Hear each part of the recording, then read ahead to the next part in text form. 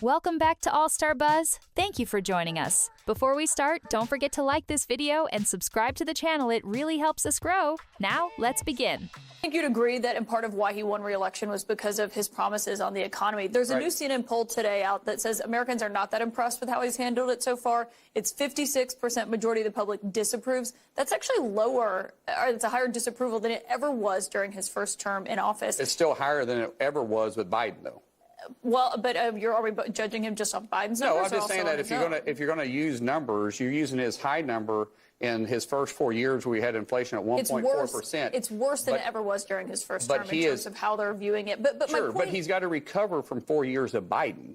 Keep in mind, we had we were in a recession over Biden, but no one talked about it. Sorry, I'm sorry to say that. They were asked how Trump is handling the economy over Biden. I mean, they were asked about the tariffs specifically, and they said they disapprove of that even by a wider margin, 61 to 39%. President Trump will get this economy where it needs to go. He said that he was going to do what he's doing with the tariffs moving on. He said he's going to keep people from taking advantage of us. These countries have been taking advantage of us. A lot of people didn't understand tariffs because most presidents just didn't talk about it. They have been taking advantage of us, and we've been losing billions and trillions of dollars by propping up their economy while our economy is suffering.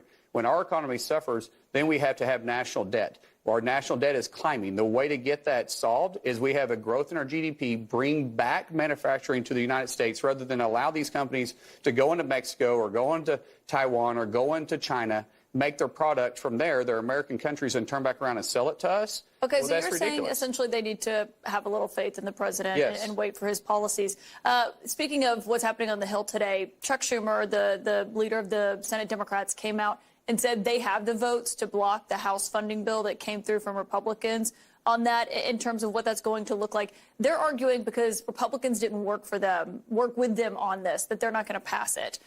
What happens? Is the government going to shut down in your view? Chuck obviously knew he had the votes to begin with because we only have 53. It takes 60 to get there.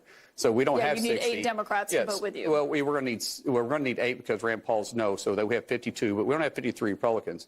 It's interesting to me that he said that because I was on the floor when he said that today. And I'm like, well, isn't this the same CR, the same spending levels that you voted for in September, the same spending levels that you voted for in December? So what has changed? What's changed is you have President Trump in office rather than President Biden in office, because there's no other argument you can have here. They weren't willing to shut it down. They were okay with these numbers 2 other times, but this is in 2024. Now that Trump's in office, it's their hatred towards Trump that they're willing to shut down the government for. It's absurd. Why wouldn't they support the policies, the numbers that they voted for underneath Biden? Do you think the government will shut down? No, I think they cave in by Friday. Okay, you think that they'll cave? You just mentioned the debt, though. Rand Paul's not voting for it because he says it adds $2 trillion to the debt this year. How do you justify voting for it? Rand Paul's decisions and what he makes is his decision. You don't have to ask him himself. For me, but you care about the debt. Absolutely, I do. But for me, we have leftovers. This should have been taken care of October 1st. Chuck Schumer never brought a spending bill to the floor. He had every one of them by July 31st. He refused to hear one appropriation bill, not one. So now we have leftovers that we got to deal with from the Biden administration. How long do we deal with that? We're not going to balance the budget off of when we're 6 months into this to this FY25, which ends September 30th. At some point, we need to cut the umbilical cord from the Biden administration, say, okay, we can't deal with your mess anymore. We need to be looking to the policies and to the fiscal responsibility that Trump can bring. And so that's FY26. So the longer we deal with FY25, which is what we're doing right now, which should have already been taken care of, mind you, on October 1st, the longer we do it, the more it distracts us from delivering what the American people wanted November 3rd. Did Republicans get anything out of this? Out of this? Not because you're also voting for the same levels that Biden and Schumer. Of course, I understand that completely, but I want to start focusing on Trump's policies. I want to quit dealing with Biden's policies. We can't. It's a distraction right now. Okay, let's go ahead, pass it. Let's fund it for the rest of the year. Start working on Trump's policies through Trump's appropriations with a Republican-led House and a Republican-led Senate with a Republican-led White House. Because that's where we can get change. You're not going to affect change halfway through a fiscal year already that the money was spent by Biden and that administration. We can make real change in FY26. That's the sad reality of the situation we're facing right now. Chuck Schumer literally dragged his feet when he should have been leading the Senate and bringing these critical bills forward for a proper vote. Instead, he took the same dangerous gamble that Mitch McConnell pulled back in 2016, a move that shocked everyone then and continues to have consequences today. McConnell calculated that by blocking Barack Obama's nominee Merrick Garland, he could let the American people decide through the election. His strategy was crystal clear. If Americans voted for Hillary Clinton, they'd effectively be voting for Garland as well. The stakes couldn't have been higher. What was going through Schumer's mind this time around? He was hoping to avoid giving Donald Trump more ammunition for his campaign. He feared any political collision that might benefit Trump, simply because the minority party lacked the votes to push back. This strategy would have forced Kamala Harris into potentially unpopular actions that could damage her standing with voters. Now we're dealing with all this political fallout at once, and it's hitting hard. The choice is simple. Either continue with a resolution that keeps business as usual flowing in D.C., or face the serious consequences. Don't get it twisted. This isn't about Trump directly. This is about the Senate majority making a massive gamble in 2024, and Schumer lost big time on that bet. He took an L because he's simply not as skilled a political operator as McConnell. He couldn't read the signs like other Democrats could. Look at John Fetterman for someone who got it right. And when it mattered most, Schumer didn't have the backbone to go out on a limb and support his own candidate, Kamala Harris, with meaningful votes that could have actually boosted her campaign and made a difference. But instead, he relied on traditional wisdom, and now Democrats find themselves in a total mess. They look like they'll be responsible for an entire government shutdown, which hands Elon Musk even more ammunition to use against them. You seriously can't make this stuff up. I am completely here for all of this drama unfolding. There are a few stop signs where I'd kind of wish Trump and Elon would say, let's slow down. Let's hit the speed bump before getting back up to speed again. But real talk, nobody can match the raw energy of either Elon Musk or Donald Trump. That's the good news in this situation. Now we need to switch gears and talk about something from earlier. Before diving back into the potential government shutdown drama, we need to briefly discuss the economic situation. I understand this doesn't look as great for Trump. He was originally promising day one changes. And to be fair, gas prices have come down and egg prices have dropped too. Georgia, one of the largest poultry-producing states in the country, has mostly avoided the bird flu outbreak. We're starting to get a handle on those problems, and prices are slowly starting to decrease. These are promises where an administration actually caring about the issue could make progress. Remember how the Biden administration could have dealt with this last summer in 2024, but they completely dropped the ball? Biden was just asleep at the wheel as usual, letting these problems continue.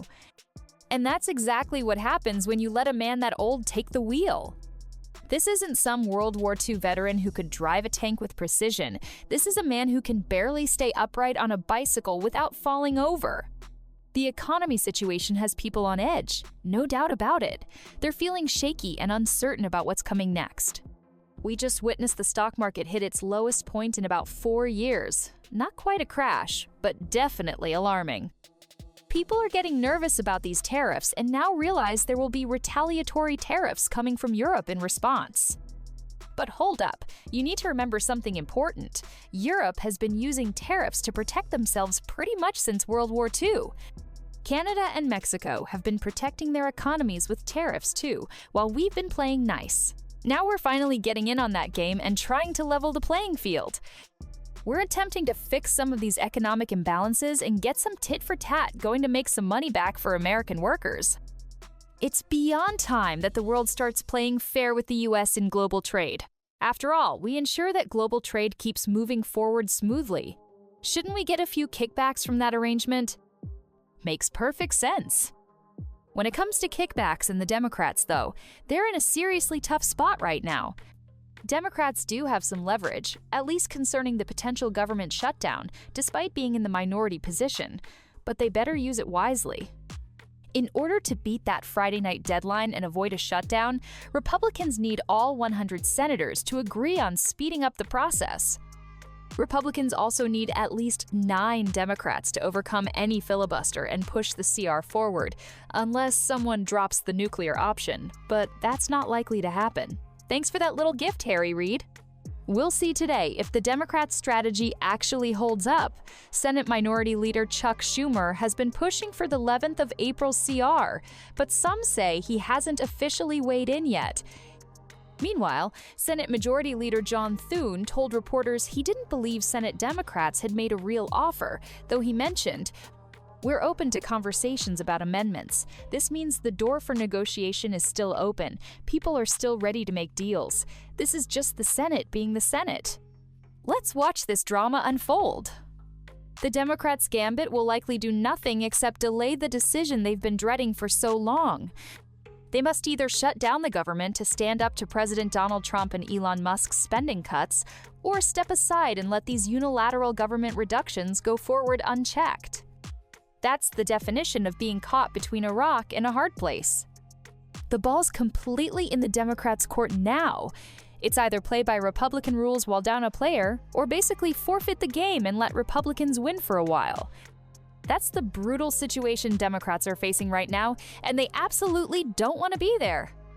Let's break down what's really happening here. The Democrats have painted themselves into a corner with no easy way out. They spent months pushing policies that expanded government reach, and now they're facing the consequences of those decisions head-on. What's fascinating is how quickly the tables have turned since January. Remember when the media was predicting doom and gloom for the Trump administration? They claimed he wouldn't be able to implement any significant changes because of administrative roadblocks and institutional resistance. Fast forward to today, and we're seeing a completely different story unfolding. Elon Musk's Department of Government Efficiency is moving at lightning speed. While traditional Washington insiders expected months of committee meetings and reports before any action, Musk identified billions in potential cuts within weeks. This has completely disrupted the usual DC playbook, and establishment politicians from both parties are scrambling to adjust. The interesting part is watching how differently Republican and Democratic voters are reacting to all this. Republican-based voters are energized. They finally see the government reduction they've been promised for decades actually happening. Democratic voters, meanwhile, are split. The progressive wing is outraged, demanding their representatives fight these cuts at all costs. But moderate Democrats, especially in swing districts, are nervous about being associated with a government shutdown right before they face voters again. Let's not forget about the federal workers caught in the middle of this political chess match. These are real people with families and mortgages who don't know if they'll get their next paycheck. The unions representing these workers are putting enormous pressure on Democratic lawmakers to stand firm against the cuts. But here's the real question. Are Americans sympathetic to these government employees, or do they see this as necessary downsizing of a bloated bureaucracy? The media coverage has been predictably slanted. Left-leaning outlets focus exclusively on potential service disruptions and impacts on vulnerable populations. Right-leaning media highlights examples of government waste and inefficiency that justify the cuts. The average American is caught in the middle, trying to figure out who's telling the truth. What's clear is that this standoff represents a fundamental debate about the proper role of government in American life. It's not just about budget numbers, it's about two completely different visions for the country. The Democrats believe in government as a solution to problems, while Trump and his allies see government itself as the problem that needs fixing. This ideological battle has been brewing for decades, and now we're seeing it play out in real time with real consequences. They know they're in a tight spot.